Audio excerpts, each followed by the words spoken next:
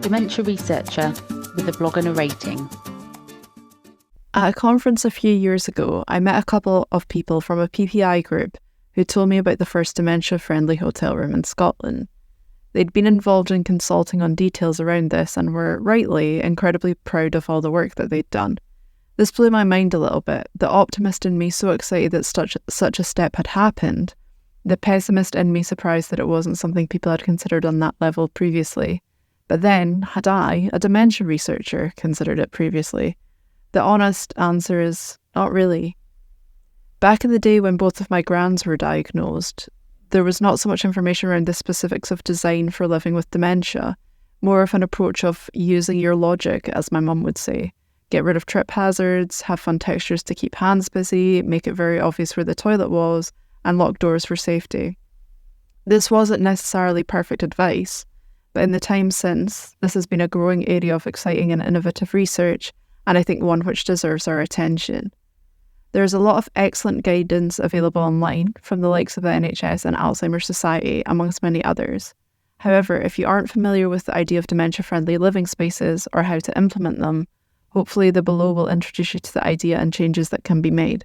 This isn't exhaustive by any stretch, but hopefully can provide some ideas for how to alter home spaces for those living with dementia. Firstly, keep it simple. Cluttered or busy spaces can be particularly challenging to navigate, irrespective of whether or not you're living with dementia. For those living with dementia, keeping spaces free from clutter makes them easier to navigate, particularly if you have mobility challenges. It can also make it easier for family and carers to navigate anything that they are doing to aid the person living with dementia. 2, consistency is key. Once you've established the layout of a room, don't start moving furniture around, as this can be very confusing. 3, consider reflections and shadows. These can be confusing and scary, but are relatively easy to address. Don't have a room full of highly reflective objects, and consider how the lighting in the room falls. Natural, even lighting helps to minimise shadows, whereas a table lamp intended to light a whole room is likely to result in an array of shadows on the walls. 4, the right flooring. Ideally, have all the flooring the same height. Floors that change height can be tricky to navigate if you have issues with perception. When considering carpets, try to make these neutral or block colours. A louder carpet can cause transitions between different level flooring to be lost. If the floor is not carpeted, ensure that it is non-slip to avoid falls and injuries. Signposting can also be helpful.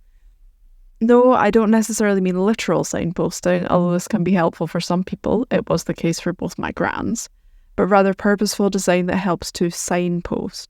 Making key items in the room contrasting colours to, for example, the floors and walls can make them easier to find. This can be really effective for seats and the bed and can be accomplished using soft furnishings.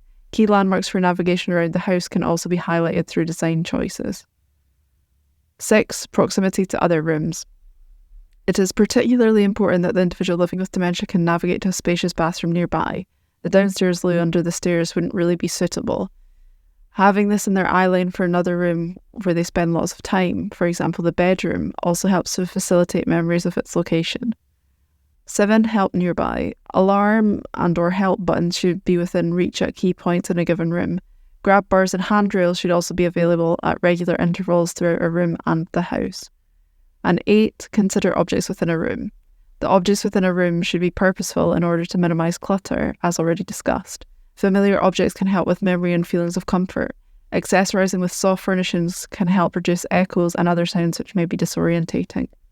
When considering less oft-visited spaces, for example public spaces rather than home ones, similar steps can be taken with a particular focus on enabling safe walking around the environment, ease of visibility and lack of clutter. I hope I've shown you in this blog that even a small adjustment can have a huge positive impact for a person living with dementia. By considering accessibility for our loved ones, we can empower them to maintain their independence, whilst also making things easier for their caregivers. If you are looking for further advice on this topic, please find an array of resources linked throughout. Thank you for listening. Join the Dementia Research bloggers and share your own views.